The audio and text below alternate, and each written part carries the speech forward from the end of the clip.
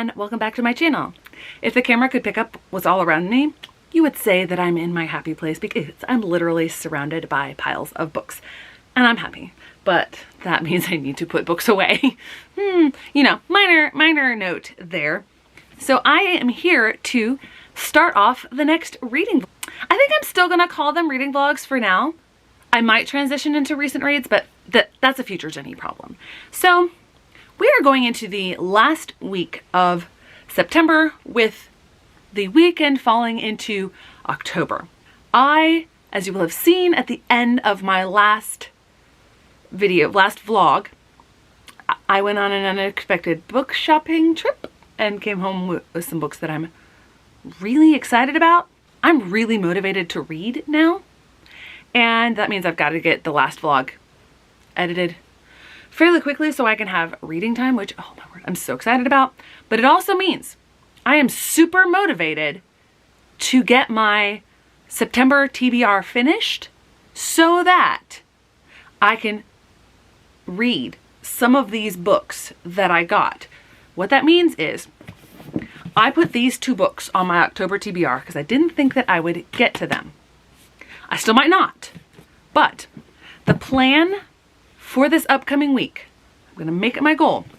The plan for this coming week is to read the 3 remaining books on my TBR. It's Sunday when I'm filming this. I will probably spend the rest of today, after I get stuff ready, reading this, and this is How I Shed My Skin, which is a memoir. What I read yesterday, read really quick, and that was about 91 pages, so I don't anticipate this taking me very long. So I want to read these. Obviously, I'm going to be still reading The Way of Kings on audio in the evening while I'm cross-stitching, but I am bumping up the audio speed for it just so I can make sure to finish because I'm really excited about getting to some of these other books.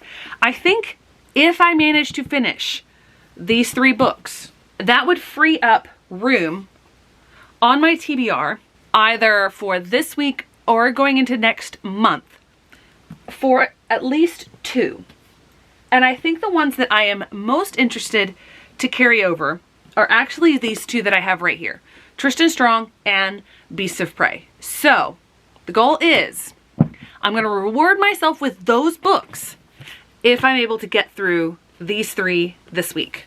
I think I can do it. Good morning. Coming to you Tuesday morning. I kind of forgot to update yesterday, even though I had stuff I could update about. So I just figured I'd wait until Tuesday morning.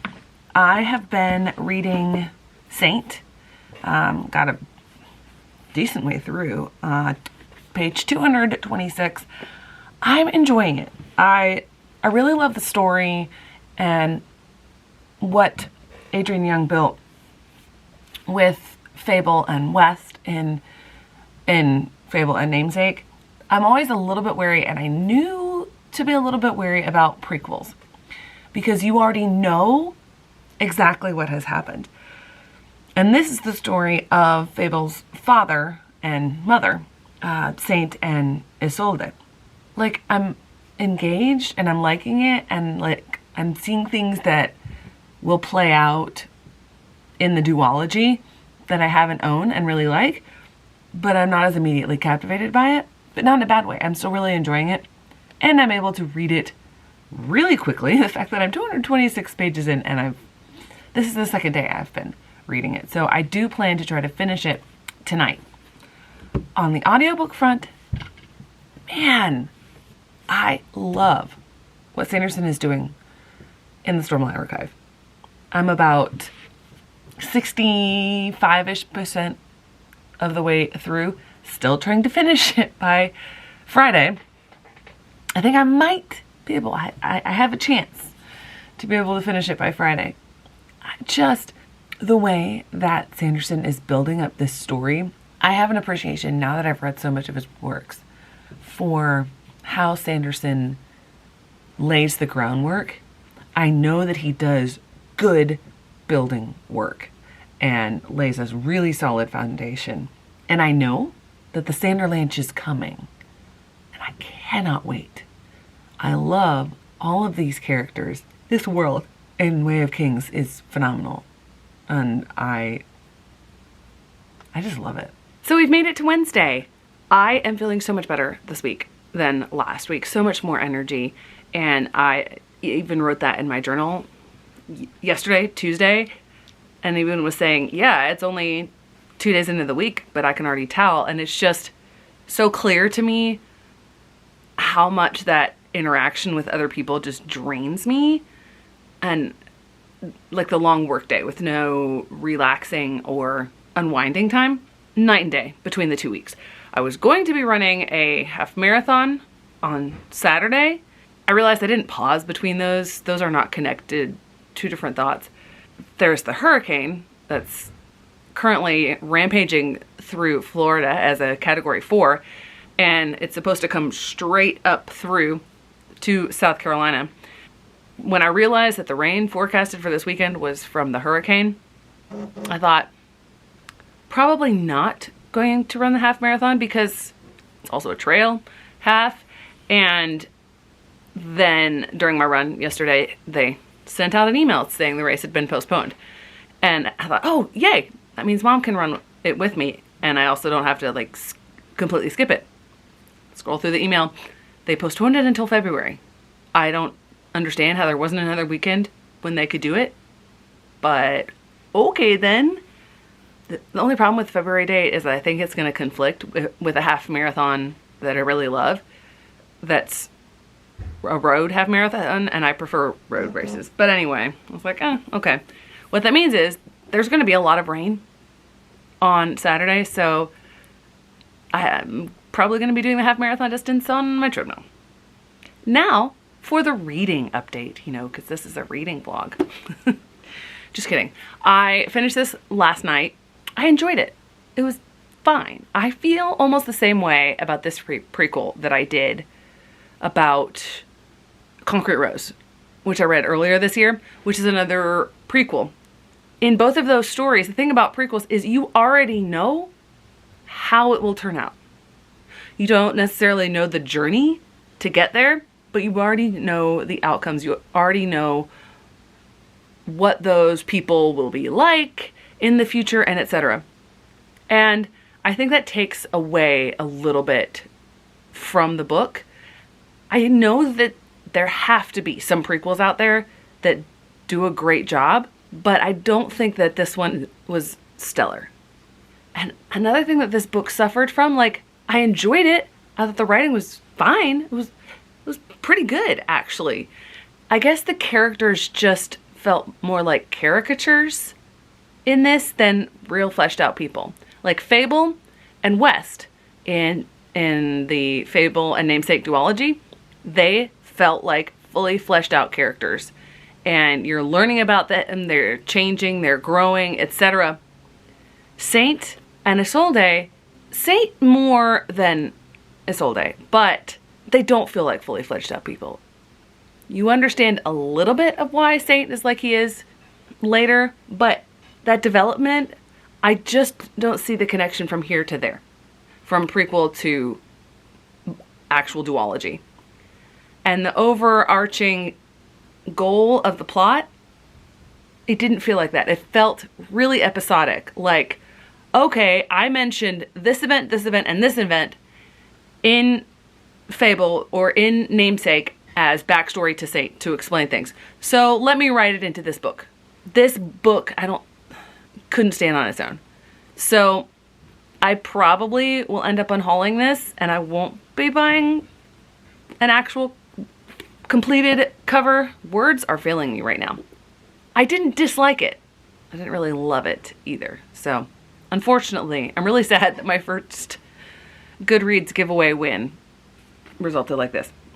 Speaking of giveaways, so I mentioned before that I've gotten ARCs from Library Thing. You're supposed to go on there and review them. And for the 2 that I have finished of the 5 that I've received, I did that. Well, I got this email earlier this week.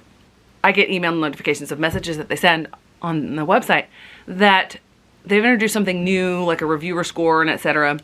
And my score is 0%. I'm like, no. I mean, I know there's still some that I haven't read yet and reviewed, but I know there's 2 that I did. And it turns out that because I decided to unhaul both of those books and not actually put them in my library, in my little catalog on there, that it removed the reviews. So I didn't actually review it. I've been going back and forth with this person that works for them, and I'm like, basically, and she mentioned so many people ask for this. I'm like, well, pay attention to what your users are wanting. And I got this email, I got another reply message. I read the first bit and I'm like, I'm not bothering replying. This was basically going on like, we're a catalog site. This is not what we're designed to do, basically. I'm like, well, here's the thing. You're not allowing me to properly catalog my books because I don't have this in my library anymore and still be able to earn more giveaways. It's the weirdest thing. She's like, yeah, you can put it in there, but just make a separate collection, like name it this and that. I'm like, just make it so that I don't have to have the book in my collection to review it. I know there's more involved on the back end, but still, I'm just like, oh, really? Or if you're not a review site and you're just a catalog site, then don't make giving reviews contingent on how many ARCs you can win. See? Okay. Anyway, rant over. This update is very long, but just wanted to mention I have started reading plain black book. No, Crime in Progress. I've taken the dust jacket off. And one of the things that I noticed when I took the dust jacket off is that one of the authors is one of the co-founders of the organization that produced or funded the Steele dossier. I forget the agent's first name. So they were highly involved in it. And I'm glad that I know that going in, because that is helpful information for understanding the nonfiction. You really need to know, when you read a nonfiction, you need to know background and info about the people themselves, the people who wrote it. What are their interests? Why are they writing it? Etc. So we shall see as we go through it how that affects the lens on which they see all of the information. So I'm gonna go read, and then I'm gonna go live group, and life goes on. So we actually have a new angle right now because unexpectedly we have an e-learning day, and I decided to set up my work computer here in my library. Wow, I actually really like this angle. I might use it some more. Anyway, be that as it may. So because of the hurricane and forecasted high winds, which didn't show up, they went to an e-learning day. Since we've been approved as an e-learning district, they err on the side of possible foul weather. Okay, e-learning day. There are no negative consequences to this for us. Except for maybe bad-mouthing by parents. Who knows what parents are actually saying. But what that means is, because the district has also added two-factor authentication and you have to be on campus to authenticate a device, I can't possibly use my other computer because it's not a laptop. It stays in my house, which is not on a school network. So I have my work computer set up back here for about 10-15 minutes at the beginning of class. Today I'm going over a review for their quiz and they're taking their quiz. I don't ever really do that much on e-learning days because half the kids don't end up showing up and then they're behind. So what that means is I have more reading time, which also means I will come this close, probably, to finishing my September TBR because I'm fairly certain that I can finish this book today. I'll talk about this one first so I can end with the good stuff for this update. This is Crime in Progress. This is about basically the Steele dossier and the organization that funded the operative, last name Steele, I think his first name was Christopher, who published the Steele dossier, which is all this information about the former presidents dealing with Russia and etc. The thing that I didn't realize before going into this, and I have mentioned this, is that it's actually written by the co-founders of the organization. So I saw that on the dust jacket and went, oh, okay, that's good to know. And I think if they had presented it more like a personal narrative, sorry for the computer noise. If they'd presented it more like a personal narrative, I think it would have worked better. I don't know if I'm going to keep this book or not because it doesn't seem to be doing anything groundbreaking. And it also feels like they're defending themselves all the time, which would make more sense if they were writing it like some sort of personal memoir type book like Adam Schiff did with Midnight in Washington. This, however, they're always referring to themselves in the third person, and I'm going, I know that it's you that you're talking about. Why are you trying to put on this front of objectivity when clearly I know you're not, and it's okay for you to write a book that's not the font of objectivity. That's what's bothering me. I don't understand why they did it this way. They're also not really going in depth with stuff, and basically this is rehashing stuff that I already knew. It's reading quicker than Veil. Obviously, Veil was very dense, but still it's nonfiction, so it's not reading as quickly. But there's a little less than 300 pages in the book, and I'm on page 186, and I'm planning to get some reading done after lunch. In the much more positive news, I am less than an hour away from finishing Way of Kings. I knew I would love it. I knew I would love it. I was getting to a point last night where I'm like, I need to go to bed. I don't need to stay up that late. I have way too much to actually finish this tonight, but it's starting to get to that point where things are starting to come together and my mind is blown. There's just a level of intricacy in the plot work in this book that just feels so masterful. You can see how Sanderson is just like this chess master, moving things around the board, setting things up. I know that there are so many things in here that I'm going to get to later books and go, oh, he talked about that, Amy. I just know it. So right now, Bands of Morning is still my favorite Sanderson book, but I have a feeling that some of these Stormlight Archive books are going to bump that from its top position. But one of the things that I think is just so masterful is towards the end. I guess getting into the Sandra Lynch or whatever. I don't even know if it's the final battle or not because there's still like, I don't know, 60 pages is left. There's a battle where Kaladin, Dalinar, Adolin, they're all involved. And they are perspectives that we have seen and we have gotten throughout the book. And the way that within scenes itself, Sanderson shifts the perspective from Kaladin to Dalinar to Adolin or any combination of those, you don't get lost. You needed to be in their perspective at that time. It's like this masterful relay handing off of perspectives. I have never read anything like that, and I cannot wait to finish this book. I am just gotten to the perspective of Navani towards the end here, and oh boy, Sazed, honey, you are in trouble. One minor note though, Kate Redding says Sazed different, not Sazed. I keep saying Sazed. Sazed is from Mistborn. What? I can't remember his name. Hold please. Sadeas, sorry. So I've actually got about 50 pages left. I just found Navani's chapter that I was just talking about. Sadeas. So Kate Redding says Sadeas different than Michael Kramer does.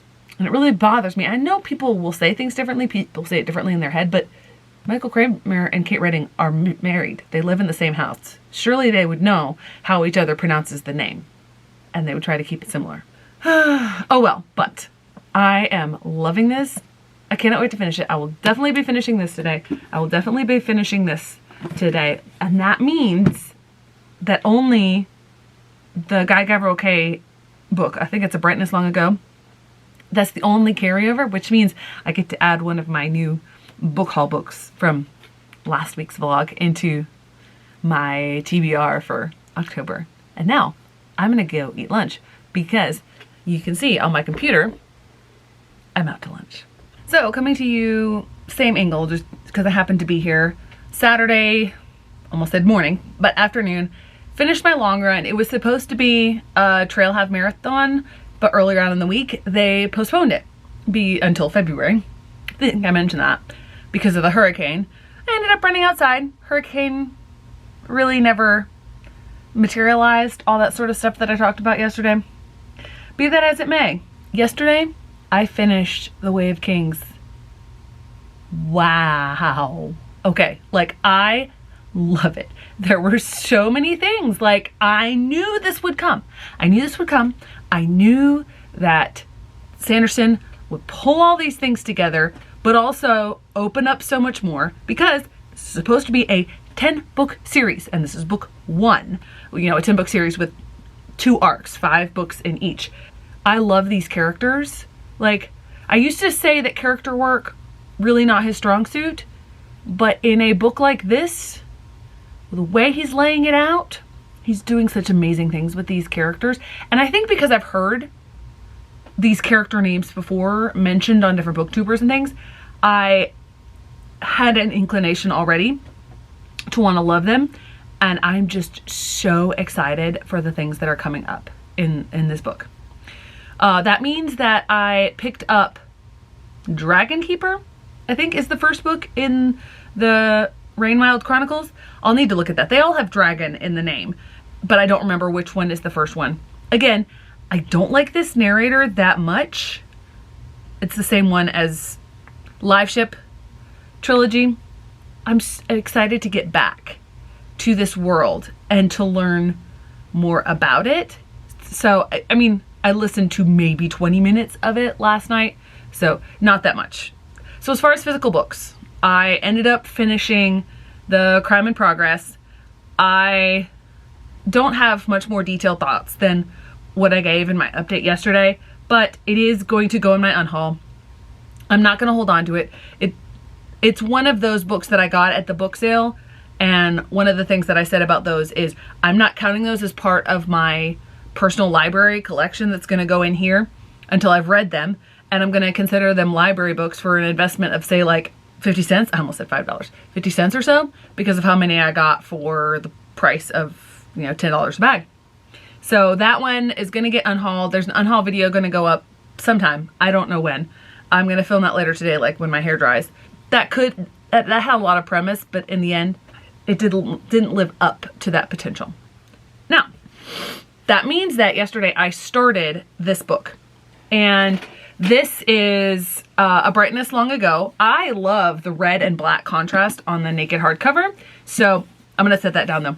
I at first thought, oh, maybe this isn't going to be for me, because the way it opens up, you have who I guess is going to be one of the main characters. It's like he's narrating this backstory with like things he knew like later on. It's hard to describe, but it's almost like I was blah, blah, blah, blah, blah, and this was great, but if only I knew. And I thought, if this is going to be the tone of the whole book, I'm not going to like it. But I think that was more of a setup, and also it was in first person. But then it shifts and we get another perspective, and that is in third person. I'm already intrigued, and as I continue to read, I'm like, we might get some political machinations here. So I just started chapter 2. So about 35 pages into it. So we shall see what I think of Guy Gavriel Kay and this book. I had thoughts of, hey, I nearly finished my September TBR. Maybe that means I can put both of those other books on my TBR for October, which, you know, today's the first day of October. But then I remembered I have a ridiculous class that I need to take for this. It's called Read to Succeed. And it's something that the legislators thought, hey, education is failing, so let's put more work on teachers. It's a ridiculous certification that I have to get as a high school teacher about reading. I don't teach English. I don't teach reading. I don't teach anything about that. Now, is literacy good to know and important for me to help my students? Yes. The applicability of this class is like bare minimum, and I put it off. You have to get it before your certificate is expired or whatever, and I put it off during the 3 years I was going through the leisure program. I have to renew my certificate this year, so that means I have to do this stupid certification class, and I'm doing it with, you know, online, the virtual school, and it starts next week, next Monday. So it's not gonna be a lot of time. I just have no investment in it at all, so I probably will be prone to procrastination. I don't know what that's gonna mean for reading, but I will probably have more thoughts on that. Now I'm going to get to actual reading, see how much I can get done this weekend before I get bogged down by that stupid class. So I figured I would do a mid-book check-in for A Brightness Long Ago. You are getting my first woke up look. I have decided I've been working on, like, when I went to bed, I'm like, okay, in the morning I'm gonna do this, then this, then this, then this. Because I have a tendency to waste time on Sundays. And so I was like going over that multiple times in my head last night, and then this morning, what I normally do is I keep my phone over in the other room because that's where my alarm is. And I usually do at least one, even on days when I quote unquote get up right away. And so I hit the alarm, and then I went back to bed, and I was like, what were those things? And for the first time that I can remember, I remembered them. But back to the book. So, A Brightness Long Ago. I am enjoying this book more than I thought I would. There have been a few things where I'm like, that was completely unnecessary. There are a lot of characters in here. This is sort of like a fantastical version of medieval Italy. And it helps that I have taken a couple classes on medieval-ish times. I've taken a class on Renaissance and Reformation. And this would be like pre-Renaissance time. There's so many characters in here. There are some main characters, but you get occasional perspectives from other ones. And there was a perspective early on that went over some things and also included some things in there that I'm like, that was unnecessary. We didn't need that. This feels slice of life fantasy, like this is what life is like in this medieval time period. I'm having a hard time seeing a bigger plot driving things, and I'm 266 pages into the book. I think I'm about 150 pages away from finishing it. But as I say that doesn't mean I'm not enjoying it. I'm actually enjoying it more than I thought I would. I just don't see the point of the book. So I will hopefully check in later today when I have finished this book and to wrap up the vlog. I am back to close out the vlog. It's still pretty early in the morning, but I'm gonna use the rest of my quote-unquote free time today probably for editing, because I've got a lot of stuff recorded that I need to edit. So here to wrap it up, what that means is I'm gonna first talk about A Brightness Long Ago. I think I'm going to keep this. Overall, at the end, there was a big thought in my head like, what was the point?